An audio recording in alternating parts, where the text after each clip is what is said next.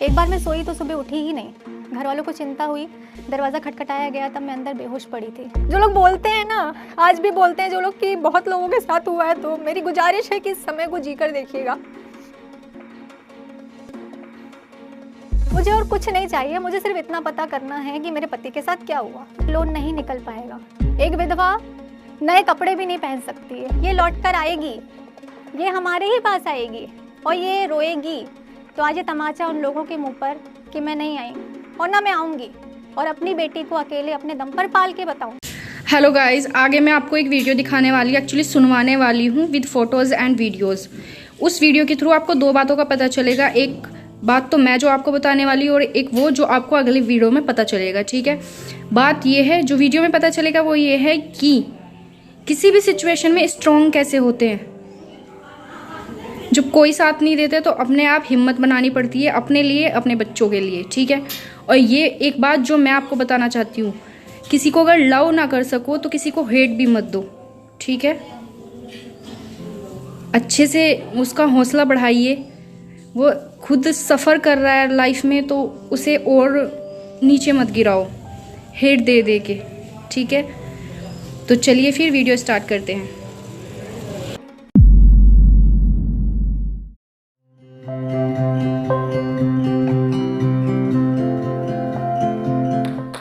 अगर आपको ऐसा लगता है कि लाइफ के किसी बड़े हादसे के कारण या फिर कुछ ऐसा आपके साथ हुआ है कि जीने की इच्छा भूल चुके हैं, तो शायद इस वीडियो को देखकर आपको कोई नई दिशा मिल जाए। लाइफ के इतने सारे उतार चढ़ाव देखने के बाद बेचारी नेहा से आपकी आयरन लेडी बनने तक का आसान दिखने वाला सफ़र, तो क्या है इसके पीछे की कहानी।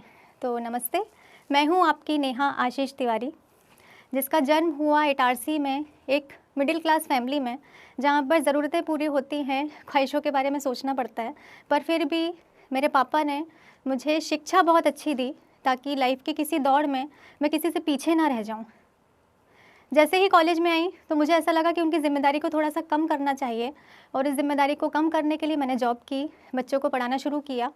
जैसे ही ग्रेजुएशन कंप्लीट हुआ मेरी शादी हो गई आशीष जी से। जैसा कि आप सबको पता है कि आशीष जी ना होते हुए भी आज हमारे बीच में हैं। तो एक गृहस्थ जीवन, बहुत अच्छा जीवन, मतलब मुझे ऐसा लगता था कि मेरी लाइफ में कोई भी कमी नहीं है, सब कुछ बहुत अच्छा चल रहा था। पढ़ाई को फिर से मैंने वहाँ पर स्टार्ट किया, और वहाँ पर मुझे ऐसा लगा कि मुझे गवर्नमेंट जॉब की तैयारी करनी चाहिए। घर में मैंने पढ़ाई शुरू करी। मैं जितने भी वैकेंसीज़ निकलती थी उसको मैं फिल करती थी। समय निकलता चला गया। समय निकलने के साथ साथ, जैसा कि हमारी सोसाइटी में बोला जाता है, बच्चे आपके बच्चे नहीं हैं। तो जब भी बाहर निकला जाता था तो एक ही वर्ड बनाया गया है, कुछ और वर्ड मैं यूज़ नहीं कर सकती, बांझ। तो धीरे धीरे करके वो मेंटल ब्रेकडाउन होना, इसकी वजह से मैंने अपनी पढ़ाई को छोड़ दिया। बाहर मैं बहुत कम निकलती थी, और इसी टाइम पीरियड में आशीष जी की जॉब का रेलवे में होना, जो कि 2-2 दिन के लिए उनको बाहर जाना पड़ता था। तो इतनी ज़्यादा डिप्रेशन में चली गई कि कभी कभी ऐसा होता था कि खड़े खड़े बेहोश हो जाना बहुत नॉर्मल बात थी। एक बार मैं सोई तो सुबह उठी ही नहीं। घर वालों को चिंता हुई, दरवाज़ा खटखटाया गया, तब मैं अंदर बेहोश पड़ी थी। इतनी ज़्यादा मैं परेशान थी। मेरी दवाइयाँ स्टार्ट हुई, और भगवान की दया से मेरी लाइफ में आई ताशी, जिसको आप सब जानते हैं। ताशी के आते ही मैंने अपनी पढ़ाई को फिर से स्टार्ट किया। अब मैं गवर्नमेंट एग्ज़ाम की तैयारी नहीं कर सकती थी, तो मैंने बीएड किया। बीएड के लिए जो मेरा फॉर्म था मैंने इटारसी से भरा ताकि मैं अच्छे से अपनी पढ़ाई को कर सकूं, एग्ज़ाम दे सकूं। पर मैं नहीं जानती थी कि ये जो बीएड है ये मुझे लाइफ के इस दौर पर ले आएगा। इतने बीच में आया कोविड, जो कि मेरे लिए काल साबित हुआ। लॉकडाउन लगा। लॉकडाउन में एंटरटेनमेंट के लिए, जो कि हम घर में रहते थे, हम सेफ़ रहना चाहते थे, उतने टाइम पर बाहर नहीं निकलते थे, तो एंटरटेनमेंट के लिए वीडियोस बनाना स्टार्ट किया टिकटॉक पर, जो कि टिकटॉक बहुत वायरल था उतने टाइम पर। फैमिली के साथ वीडियोस होती थी, आशीष जी के साथ वीडियोस होती थी। टिकटॉक पर हमारी एक वीडियो बहुत ज़्यादा वायरल हुई, जो कि मिलियंस में थी, और वहाँ पर जो हमें पहचान मिली, जो नाम मिला, वो था लव बर्ड्स। हमें लव बर्ड के नाम से जाना जाता था। धीरे धीरे पहचान बढ़ती चली गई, और जैसा कि बोलते हैं मेरी लाइफ में उतार चढ़ाव बहुत रहे हैं। तो फिर टिकटॉक बैन हो गया। टिकटॉक बैन होते ही दुख हुआ, क्योंकि एक नाम मिल रहा था, एक फेम मिल रहा था, लोग पहचानने लगे थे। उसके बाद पढ़ाई पर फोकस किया, और मुझे जाना था काफ़ी टाइम बाद मायके। मायके जाते टाइम मैंने नहीं सोचा था कि जब मैं वापस आऊँगी तो मुझे सब कुछ ख़त्म मिलेगा, मतलब मेरी लाइफ में कुछ बचेगा नहीं।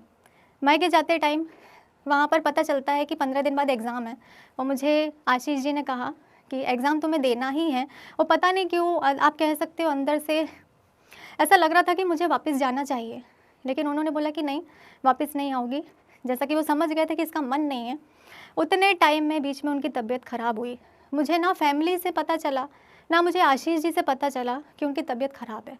उन्होंने काम बोलकर मुझसे बात करना थोड़ा कम कर दिया, तो मुझे लगा कि शायद बिज़ी हैं, इस कारण घर से पूछने पर भी नहीं बताया गया कि तबीयत ख़राब है। मेरे एग्ज़ाम स्टार्ट हुए, पढ़ाई पर मैंने फ़ोकस किया, लेकिन फिर भी बार बार मन में ऐसा लग रहा था कि कुछ गलत है। उतने टाइम पर मैं कभी भी दिन के टाइम फ़ोन नहीं करती थी। अचानक से मैंने फ़ोन किया और मेरी 2.5 साल की बेटी अपने पापा को देखकर बोलती है, उसने गाना अचानक से स्टार्ट किया कि मेरे पापा। और मैंने पहली बार ही सुना था कि वो ये गाना सीखी, कहाँ से सीखी है। चेहरे से मुझे लगा कि शायद कुछ ठीक नहीं है। फ़ोन कट किया, मैंने नॉर्मल कॉल लगाया तो नंबर बंद आया। मैंने सासू माँ के नंबर पर लगाया, मम्मी ने नहीं बताया कि तबीयत ख़राब है। उन्होंने बोला शायद सो रहा होगा। फिर ट्राई किया, नंबर बंद आया। शाम को अचानक से मेरे पास कॉल आता है देवर का, एम्बुलेंस में लेकर जा रहे हैं आशीष जी को, सांस लेने में तकलीफ़ हो रही है। सुनते ही जैसे ऐसा लगा, सब पता नहीं अजीब सा लग रहा था कि मुझे बस अभी जाना है। उतने ही टाइम पर मेरे मंगलसूत्र का टूटना, जैसे मेरी जान निकल गई। सब समझ गए कि ये ऐसे नहीं रह पाएगी, निकलना सुबह ही है। तो गोली दी गई, मुझे नींद की गोली दी गई कि मेरी रात निकल जाए। 10 बजे हॉस्पिटल में एडमिट हुए थे। 11:15 बजे उनका कॉल आया, हेलो नेहा कैसी हो। आवाज़ से लगा नहीं कि कुछ इतनी ज़्यादा परेशानी है। फ़ोन डिस्कनेक्ट हो गया। उसके बाद इतना ट्राई करने के बाद भी फ़ोन नहीं लगा। मैं परेशान, नींद की गोली का असर हुआ, मैं सो गई। मेरे भाई को पता था, किसी को नहीं पता था फैमिली में।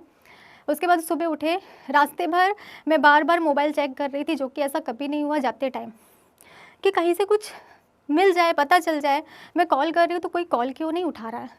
हॉस्पिटल के बाहर जाके हम अपनी गाड़ी से गए थे। हॉस्पिटल के बाहर जाकर खड़े होते ही भीड़ थी, तो मुझे लगा कि इतनी पहचान बनाकर रखी हुई है, सब लोग मिलने के लिए आए हैं। मैंने बोला था कि अंदर जाऊंगी तो बात नहीं करूंगी, तबीयत ख़राब थी तो बताया क्यों नहीं। जैसे ही उतरती हूँ वहाँ पर मेरे देवर मुझे हाथ पकड़ के लेके जाते हैं। एक औरत जो लड़ने के लिए गई अपने पति से कि वो हॉस्पिटल में लड़ेगी, कि आपने मुझे बताया नहीं, उसके सामने एक बहन आकर खड़ी होती है। उसका दरवाज़ा खुलता है, उसमें कुछ सोचने समझने का मुझे टाइम नहीं दिया गया। वो दरवाज़ा बंद कर देते हैं, ना देखने देते हैं, ना छूने देते हैं, और वो गाड़ी चली जाती है। जो लोग बोलते हैं ना, आज भी बोलते हैं जो लोग कि बहुत लोगों के साथ हुआ है, तो मेरी गुजारिश है कि इस समय को जीकर देखिएगा।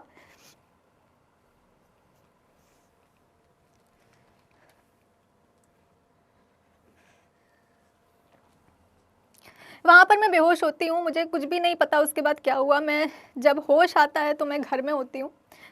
घर में मेरी बेटी फिर वही गाना गा रही है, मेरे पापा मेरे पापा। उतने टाइम कुछ समझ में नहीं आया, सिर्फ एक शब्द था कि क्या हुआ उन्हें, मेरे पति के साथ क्या हुआ। क्योंकि मैं नहीं थी, वो अच्छे खासे जब हॉस्पिटल गए थे, जैसा कि बताया गया कि सिर्फ सांस लेने में तकलीफ थी, तो उनके साथ क्या हुआ, इस बात का जवाब ना मिलने पर बार बार यही कहकर कि समय होते ही बताया जाएगा बताया जाएगा, मैं घर वालों से हार गई। मैंने बहुत विनती की, मुझे एक बार हॉस्पिटल ले जाओ। मुझे लेकर नहीं जाया गया कि तुम अभी ठीक नहीं हो, तुम्हारे ठीक होने का वेट किया गया कि एक औरत कब ठीक होगी ना, वो भी टाइम पीरियड होता है कि ठीक होगी। थक हार कर मेरे पति के 10वें के दिन मैंने एक वीडियो बनाई, जिसमें मैंने पब्लिक से बोला कि मुझे सपोर्ट चाहिए। मैंने अपने कमरे में बनाई थी और बहुत हार के बनाई थी, क्योंकि ऐसा होता है ना कि एक तो पहले ही मेरा सब कुछ चला गया, सिर्फ शरीर बचा है, आत्मा तो है ही नहीं। उस शरीर तक को नोचने से लोगों ने पीछे नहीं हटे। वो लोग मेरे साथ इतनी जल्दी तो मौसम नहीं बदलते हैं जितनी जल्दी रिश्ते बदल गए, घर बदल गया। 10वें के दिन मेरे नहाने के बाद, मेरे वॉशरूम में जाने के बाद उस वॉशरूम को यूज़ ना करना, सुबह उठकर मेरा चेहरा ना देखना, ये जताया जाना कि अब ये बार बार बोला जाना कि हमें तो लग रहा था कि तुम जिंदा नहीं रहोगी, हमें लग रहा था तुम इतना प्यार करती हो कि तुम आगे सर्वाइव नहीं कर पाओगी, तो मेरे ज़िंदा होने पर सवाल उठाना। क्योंकि मैं प्यार करती थी तो मुझे ज़िंदा रहने का हक नहीं है, मुझे चले जाना चाहिए था। मैंने थक हार कर वो वीडियो बनाई। उस वीडियो को मैंने इंस्टाग्राम पर पोस्ट किया और पब्लिक के सपोर्ट से, मेरी दोस्तों के सपोर्ट से वो वीडियो इतनी वायरल हुई कि सुबह उठते से जितने भी पॉलिटिशियन थे, जितने भी न्यूज़ चैनल वाले थे, वो मेरे घर के नीचे खड़े थे इंटरव्यू लेने के लिए। वहाँ भी मुझे फैमिली के द्वारा रोक दिया गया।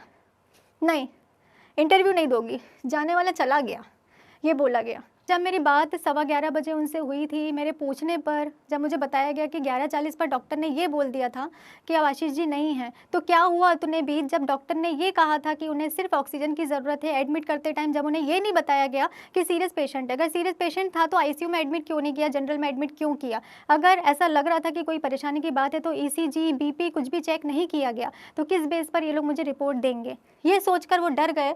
उसके बाद उन्होंने रिपोर्ट नहीं दी, बहुत चक्कर कटवाए। वही सवाल लेकर मैं पहुंची कलेक्ट्रेट ऑफिस। वहाँ पर घंटों बाहर बिठाया गया, मुझे एक डेट दी गई। उस डेट पर एसडीएम, एडीएम मुझसे बात करने वाले थे, उनकी टीम मुझसे बात करने वाली थी। उस टीम के साथ जब मेरी कन्वर्सेशन हुई, उनकी जो भी रिपोर्ट उनके पास थी उसके अकॉर्डिंग आशीष जी को कोविड नहीं था। तो मेरा एक ही सवाल था, जब कोविड नहीं था तो बॉडी हमें क्यों नहीं दी गई? हमें घर क्यों नहीं ले जाने दिया गया? छूने क्यों नहीं दिया? देखने क्यों नहीं दिया? जो भी अंतिम दाह हुआ है वो अंतिम दाह मेरे देवर ने पूरी किट पहनकर किया है, तो फिर ये सब क्यों किया गया? हमारे घर को अगर उतने टाइम आपको लग रहा था कि कोविड था तो सैनिटाइज क्यों नहीं किया गया? या तो नियम आपने यहाँ से नहीं माने, या तो नियम आपने वहाँ से नहीं माने, लेकिन ले देकर मुझे ये नहीं बताया गया कि पति के साथ क्या हुआ। रिपोर्ट मांगने पर टाल दिया जाना, यहाँ रिपोर्ट करना, वहाँ रिपोर्ट करना। जब वो टीम बैठाई गई, वहाँ से उनके जो सवाल थे उसके क्रॉस कनेक्शन जब मैंने किए तो वहाँ लोगों ने ये बोला कि मैडम टाइम हो गया है तो आप नेक्स्ट डेट पर आना। और वो नेक्स्ट डेट मुझे आज तक नहीं मिली, क्योंकि मैंने सवाल किए। उन्हें ऐसा लग रहा था कि वो दबा लेंगे, 3-4 लोग मिलकर मुझ पर हावी हो जाएंगे। ऐसा नहीं हुआ। ऐसा ना होने पर मुझे आज तक डेट नहीं दी गई है। उसके बाद मैं कलेक्ट्रेट ऑफिस गई, जो शायद रिकॉर्डिंग आज भी मेरे पास होगी। वहाँ जाकर मैंने जब उनसे पूछा, क्या किया आपने हमारे लिए, हमारी फैमिली के लिए? 2.5 साल की मेरी बच्ची उस घर में थी, तो कोविड अगर मेरे पति को था तो आपने सैनिटाइज क्यों नहीं करवाया? आपने अपने फ़र्ज़ को पूरा क्यों नहीं किया गया? उस समय मुझे वहाँ से जवाब मिला, अरे हर रोज़ इतने सारे लोगों की मौत हो रही है, किस किस को देखते फिरेंगे। ये शब्द थे वहाँ के कलेक्टर के। उसके बाद वहाँ से हताश होकर मैं घर आई। मेरा यह सवाल आज भी जारी है, मुझे आज भी नहीं पता चला कि मेरे पति के साथ क्या हुआ है। उस डॉक्टर को जब मैंने बोला कि एक बार मुझे इस डॉक्टर से मिलवा दिया जाए, या फिर आप मीटिंग कर रहे हैं उस डॉक्टर को यहाँ बुला लिया जाए, मुझे उसके आगे कुछ भी नहीं चाहिए। मैं सिर्फ उनसे सीधा सवाल करना चाहती हूँ। उस डॉक्टर को आज तक नहीं मिलवाया गया मुझसे। वो डॉक्टर कहाँ गए वो आज तक नहीं पता है। तो कहाँ है वहाँ के डॉक्टर? ज़िंदगी किसी और की बर्बाद हो रही है जैसे मेरी हुई है, तो गुजारिश है मत करिए यार, किसी का घर तबाह हो जाता है। उसके बाद भी ज़िंदगी की जंग जो होती है ना, वो यहाँ से स्टार्ट हुई।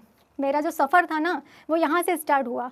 पति के बाद अकेली औरत से ये उम्मीद की जाती है कि वो एक सफ़ेद साड़ी में रहेगी, वो अपनी बच्ची का हाथ पकड़ेगी और ये बोलेगी अब मैं क्या करूं, अब मेरे पास कोई रास्ता नहीं बचा है, तो मुझे घर चाहिए। मुझे एक टीचरशिप की जॉब मैं कर सकती हूँ, मेरी बेटी को आपको रखना पड़ेगा 5 घंटे के लिए, उसके बदले आप मुझे घर में रखेंगे क्या? तो ये सवाल मैं करती, मैं इतना ही कर सकती थी बस। मैंने नहीं किया। मैं मायके आई। हाँ, मैं सोशल मीडिया पर एक्टिव हूँ। जैसा कि लोगों ने बहुत ताने दिए कि यार इतनी जल्दी सोशल हो गई यार, तो क्या सोशल हो गई मैं? क्या किया मैंने? नेहा ने क्या किया? मेरे साथ मेरी 2.5 साल की बच्ची, मेरे हाथ में मेरी कोई जमा पूंजी नहीं थी, 1 रुपये मेरे पास मेरा नहीं था। मैं वहाँ से कपड़े तक लेकर नहीं निकली थी। मायके में रही। थोड़े टाइम में ऐसा लगने लगा कि मैं क्यों हूँ, यूँ सवाल अपने आप पर कि मैं क्यों हूँ। उस समय जो मेरे पिल्लर बने वो थे मेरे भाई, वो थी मेरी फैमिली कि नहीं तुम्हें जीना है। एक दिन मेरी बेटी मेरे पास आती, यूट्यूब की एक वीडियो बताती है कि मम्मा मुझे ये चाहिए। उस समय उसकी मम क्या करेगी, किसके पास जाएगी ये बोलने के लिए कि उसको ये चाहिए? तब सोचा कि नहीं, मैं ऐसे रुक नहीं सकती हूँ, मैं ऐसे थक नहीं सकती हूँ। तब मैंने इंस्टाग्राम पर एक स्टोरी डाली जिससे मुझे इनकम हुई 150 रुपये की। तब मुझे लगा कि मैं घर बैठे ये कर सकती हूँ, क्योंकि अगर मैं जॉब करने जाऊँगी तो मुझे बेटी को छोड़कर बाहर जाना पड़ेगा। उतने में फिर से कोविड की दूसरी लहर आई, लॉकडाउन लग गया। तब जो मेरे कमाई का साधन था वो था इंस्टाग्राम। वहाँ पर फिर मैंने कोलैबोरेशन स्टार्ट किए, ड्रेसेस आने लगी और उन ड्रेसेस को लेकर जो मैंने वीडियोस बनाना स्टार्ट किया, सबसे पहला ताना मुझे मिला ससुराल से। मैंने आज तक ये बात शेयर नहीं की, आज मैं कर रही हूँ। ससुराल से ये ताना सुनने के लिए मिला कि बहुत जल्दी लाइफ में आगे बढ़ गई हो तुम, ऐसा नहीं सोचा था। तो कितनी जल्दी आगे बढ़ गई मैं, क्या करना चाहिए था मुझे और कितना रुकना चाहिए था मुझे। अगर मैं ज़िंदगी भर रुकती तो क्या मेरे पति वापस आ जाते, या फिर मुझे उस पीरियड तक रुकना चाहिए था जब मैं इस दुनिया में नहीं होती। किसके लिए रुकना चाहिए था? मदद के लिए हाथ किसने बढ़ाया? किसी ने कुछ नहीं किया। मैं रुकी नहीं, सुनने के बाद भी मैं नहीं रुकी, मैंने अपने काम को शुरू किया। उसके बाद इंस्टाग्राम से मैं आई यूट्यूब पर, जो चैनल था यूट्यूब चैनल, वो टिकटॉक से मैंने स्टार्ट किया था लोगों की फरमाइश पर, जिसका नाम था लव बर्ड। उसको मैंने चेंज करके उसका नाम कर दिया नेहा आशीष तिवारी, ताकि मैं आशीष जी के नाम को हमेशा ज़िंदा रख सकूं। मैंने सोचा कि मुझे अपना एक घर चाहिए, उस घर के लिए मुझे मेहनत करनी पड़ेगी। तो मैं कहाँ जा सकती हूँ? क्योंकि मुझे एक काम शुरू करना पड़ेगा, सोशल मीडिया के भरोसे मैं नहीं रह सकती हूँ। मुझे फेम नहीं चाहिए, मुझे मेरी बेटी का फ्यूचर चाहिए। उतने टाइम पर मेरा भाई जॉब करता था भोपाल में, मैं उसके पास गई, वहाँ पर मैंने घर ढूंढा, वहाँ पर मैं क्या काम शुरू कर सकती हूँ ये देखा। तो काम शुरू करने के लिए इन्वेस्टमेंट की ज़रूरत होती है, वो मैं कहाँ से लाती, मैं क्या करती? क्योंकि जितना मिलता है उतने में मैं कोई भी काम शुरू नहीं कर सकती हूँ। बैंक गई कि हम एक आज़ाद देश में रहते हैं, संविधान ने इतने सारे हमारे लिए, औरतों के लिए इतना कुछ निकाल कर रखा हुआ है। बैंक गई, बहुत दिक्कतें हुई, फिर भी ये बोला गया कि लोन मिल जाएगा। लोन के बेस पर मैंने अपना काम शुरू किया। फिर मैंने लिया एक घर, जो कि मेरा पहला अचीवमेंट था। भोपाल में एक नए शहर में मैंने अपने और अपनी बेटी के नाम पर एक घर लिया। घर के बाद जैसे ही, मेरा एक बुटीक है जिसका नाम है नेहाज़ बुटीक, और मैं इसे अपने ही नाम पर शुरू करना चाहती थी, क्योंकि मैं अपने नाम को बताना चाहती थी कि मैं कर सकती हूँ। वहाँ पर शुरू करने के बाद ही पता चलता है कि लोन नहीं निकल पाएगा। जैसे फिर से कहा जाता है ना कि उतार चढ़ाव इतने देखे कि मैं फिर से नीचे आ गई, कि मैंने घर तो ले लिया यहाँ पर मैं काम क्या करूँगी। थोड़े से कपड़े रखकर मैंने उस बुटीक को स्टार्ट किया। उसके बाद ऑनलाइन पेज स्टार्ट किया, और पब्लिक का इतना ज़्यादा सपोर्ट मुझे वहाँ से मिला कि आज मेरे बुटीक पर एक नहीं 2 मशीनें हैं। मैं जो वीडियोस बनाती हूँ आज भी उंगली उठती है। ये हमारे जो देश है ना, इसमें आप बोल सकते हो कि 2 प्रकार के लोग हैं। जब मैं अपने हस्बैंड के साथ वीडियोस बनाती थी तो वायरल किस वजह से हुई थी? संस्कारों के कारण, क्योंकि मैं कभी पल्ला सर से हटाती नहीं थी। आज वही सोसाइटी मुझ पर उंगली उठाती है, क्योंकि मैं उस शब्द को यूज़ नहीं करना चाह रही थी, पर मुझे करना चाहिए। विधवा, विधवा शब्द का यूज़ करके मुझे बार बार टॉर्चर किया गया कि एक विधवा नए कपड़े भी नहीं पहन सकती है, क्यों पहनेगी, उसे नहीं पहनना चाहिए। तो ये हमारे समाज का रूप है। बार बार फ़ोन पर टॉर्चर किया जाना, किसी के द्वारा बुलवाया जाना, ये सब स्टार्ट था। लेकिन मैं फिर भी नहीं रुकी, क्योंकि मेरे हिसाब से मैं कुछ गलत नहीं कर रही थी। ये मेरा काम था जो मैं अपनी बेटी के लिए कर रही हूँ। मैं रुक नहीं सकती थी, क्योंकि उसके लिए कौन है? मैं किसी के सामने हाथ नहीं फैलाऊंगी। हाँ, मैं मानती हूँ कि मैं विधवा हूँ, मेरे पति इस दुनिया में नहीं, आप लोगों के लिए, मेरे लिए हैं और हमेशा रहेंगे। तो जो महिलाएं हैं उनके लिए बस एक ही बात मैं कहना चाहती हूँ कि बहुत मुझे सहारा दिया गया, सहारा मुझे दिखाया गया। हर तरीके के लोगों से मैंने डील की है इस दुनिया में, बहुत छोटी सी उम्र में। मेरी उम्र इतनी नहीं, जितना कुछ मैंने देख लिया। तो बेसहारा मत समझिएगा अपने आप को, क्योंकि सहारा अगर कोई देता है ना तो बहुत सारी शर्तों पर देता है। ये जो हमारा समाज है ना, वो शर्त मांगता है। तो वो शर्त जो होती है वो ये होती है कि आप अपने पति की तस्वीर को अपने सीने से लगाए, एक हाथ का घूंघट डाले, एक कोने में बैठकर रोते रहेंगे, तो आप पतिव्रता हैं। तो ही आप पतिव्रता हैं, आप अपने पति से प्यार करती हैं। तो ऐसे समाज को, उनके नियमों को मैं नेहा आशीष तिवारी मानने से इनकार करती हूँ। मैं ऐसी ही हूँ, मैं ऐसे ही अपनी बेटी को पालूंगी। तो जो महिलाएं आज भी घुट घुट कर जी रही हैं ना, उनके लिए तो एक शब्द में बोलना चाहूँगी कि बेचारी नहीं हो आप बेचारी नहीं हो। आप लड़ सकती हो, आप जीत सकती हो, आप सब कुछ कर सकती हो। पुरुष प्रधान समाज मैं मानती हूँ, लेकिन औरत जननी है, शक्ति है, इस बात का आप ध्यान रखिए। आज मैंने अपना एक काम शुरू किया है, उस काम से जब मुझे ऑर्डर आने शुरू किए, अब मैं अपना एक दूसरा काम भी शुरू करने वाली हूँ। तो बहुत जल्दी मैं अपने नाम को, नेहा नाम को, उन ऊंचाइयों तक लेकर जाऊंगी। जो कहते हैं ना कि मुझे सीढ़ी नहीं चढ़नी है, मुझे उड़ान भरनी है। इसलिए क्योंकि मेरी बेटी के लिए सिर्फ मैं हूँ, मैं ही उसकी माँ हूँ, मैं हूँ उसके पापा हूँ। तो जिन लोगों ने उम्मीद करी थी ये लौट कर आएगी, ये हमारे ही पास आएगी और ये रोएगी, तो आज ये तमाचा उन लोगों के मुँह पर कि मैं नहीं आई और ना मैं आऊँगी, और अपनी बेटी को अकेले अपने दम पर पाल के बताऊँगी। ना उसकी ज़रूरतों को सिर्फ, मैं उसकी ख्वाहिशों को भी पूरा करूँगी। पुरुष प्रधान समाज में औरत का जो स्थान है वो किसी का नहीं हो सकता। तो इस बात को आप लोग ध्यान रखिए कि अगर ऐसा नहीं कर सकते हैं ना, तो ऐसा भी मत करिएगा। क्योंकि जब एक चुप रहने वाला इंसान अंदर की चुप्पी तोड़ता है ना, तो कभी कभी तबाही भी आती है। तो ध्यान रखिएगा इस चीज़ का। अगर मेरी बेटी पर या मुझ पर बात आती है तो मैं दुर्गा भी हूँ, मैं काली भी हूँ, और सबसे पहले मैं एक माँ हूँ। जैसा कि मुझे बोला गया था कि बेसहारा हो, सहारे की ज़रूरत है, तो मुझे सहारा नहीं चाहिए, मैं अपने आप में काफ़ी हूँ। तो मैं नेहा आशीष तिवारी हूँ, मैं सब कुछ कर सकती हूँ। आप लोगों का प्यार सपोर्ट मुझे ऐसे ही चाहिए। आम औरतों को अपनी आवाज़ उठानी चाहिए, क्योंकि यहाँ पर अगर आपकी कोई मदद भी कर रहा है ना, तो वो किसी शर्त पे कर रहा है, उसको आपसे कुछ चाहिए, बदले में कुछ चाहिए। तो यहाँ पर बदले में देने के लिए औरत नहीं बैठी है, वो अपना फ्यूचर देखेगी, अपने बच्चों का फ्यूचर देखेगी। आप उस पर उंगली उठाने के लिए खड़े हो जाते हैं, सहारा देने के लिए आप बोलते हैं कि इसके बदले ये, तो वो क्यों करेगी? वो नहीं करेगी। आपको आगे बढ़ना चाहिए, आप बेसहारा नहीं हैं, आपको सहारे की ज़रूरत नहीं है। आप ये मत देखिए कि आपने क्या खो दिया, आप ये देखिए कि आपके पास क्या है। आप ये मत देखिए कि आपने अपनी ज़िंदगी में अपनी ज़िंदगी को खो दिया। आप ये देखिए कि आप किसकी ज़िंदगी में हैं। मम्मी पापा भाई बहन, बहुत सारे रिश्ते होते हैं जिनके लिए हमें जीना होता है, जिनके लिए हम सब कुछ होते हैं। आप ये मत देखिए आपके पास क्या नहीं, आप क्या नहीं कर सकते। जो है उससे आप अपनी काबिलियत से क्या पा सकते हैं, किस मुकाम को पा सकते हैं। और प्लीज़ सीढ़ी मत ढूंढिएगा, उड़ान देखिएगा। उड़ना है, हर औरत का सपना भी होता है, हर औरत को ये करना भी चाहिए, वो जिम्मेदारी भी है। हम औरत हैं, हम घर संभाल सकते हैं, बच्चे संभाल सकते हैं, औरतें देश भी संभालती हैं। तो हम अपनी जिम्मेदारी को किसी और पर क्यों थोपेंगे, और कोई हमारे बच्चों की हमारी जिम्मेदारी क्यों उठाएगा? आप जननी हैं, आपने जन्म दिया है, आप एक औरत हैं, तो आप लड़िए, अपने लिए लड़िए, अपने बच्चे के लिए लड़िए, उस नाम के लिए लड़िए जो आज भी आपके नाम के साथ है। जैसा कि मैं नेहा आशीष तिवारी, इस नाम को मरने नहीं दे सकती हूँ मैं, तो आप भी मरने मत दीजिए। आप जिंदा रहिए उस नाम के लिए, और जी कर बताइए। प्लीज़ जिंदा मत रहिए, जी कर बताइए। और उन लोगों के मुंह पर तमाशा ज़रूर मारिएगा जो बोलते हैं कि आओ ना यार, यहीं तो रहना है, हम ही हैं करने वाले। आप करने वाले नहीं हो, करने वाली मैं हूँ, और सिर्फ मैं हूँ। हर औरत एक्स्ट्रा ऑर्डिनरी बन सकती है अगर आपकी नीयत साफ़ है, आप ईमानदार हैं, आप में काम करने की लगन है, और आपका रास्ता सही है।